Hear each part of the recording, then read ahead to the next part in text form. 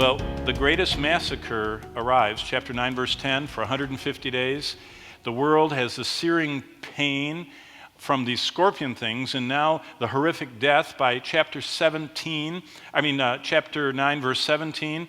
These horse-like creatures come out, and they kill, all told, between all these plagues, more than half of all the world dies. Think for a minute. How many people today? 7.4 billion? That means 3.7 billion people die in 7 years. Do you know what that means? That's something like the amount that were killed in the Holocaust dying on a daily basis for 7 years. Do you understand how many people we're talking about? Think of all the Holocaust of the Jews, 6 million, and that's how many people have to die every day. How do you bury them all? That's why the world's it's going to be a horror movie. But then what happens is God sends a fire and he melts. That's why all these people that have their Pinterest boards of their dream house, don't build a dream house here because it's going to burn. All the stuff that we spend our life for is temporary. That's why when I wouldn't look at the guy across the aisle and I was thinking about my next conference, I wasn't thinking about the only thing you can take with you to heaven are people. You understand that? The only thing you can take from here to heaven are people. 1 Thessalonians 2, 19 and 20. Paul said, "What is our hope, joy, crown of rejoicing? You, in the presence of Christ at his coming. You are our glory and crown." People that we're a part of bringing to Christ become attached to us as we worship the Lord in heaven, that we know that we are a part. God shows us what happens with them. Everything unconnected to God will burn. See, that's what we're seeing here.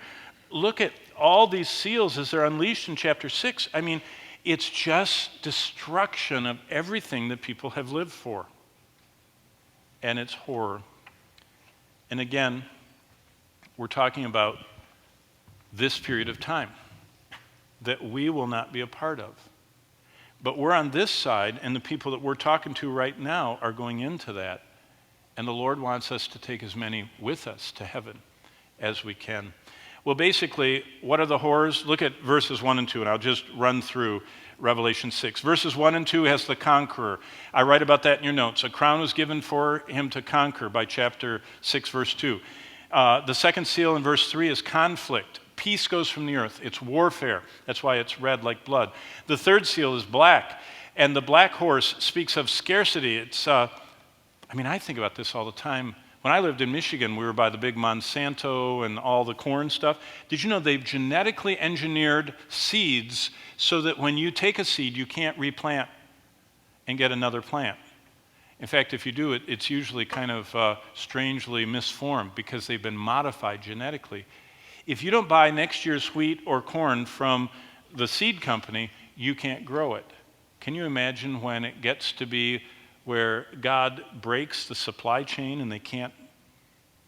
Will there be any ungenetically modified seeds left on earth?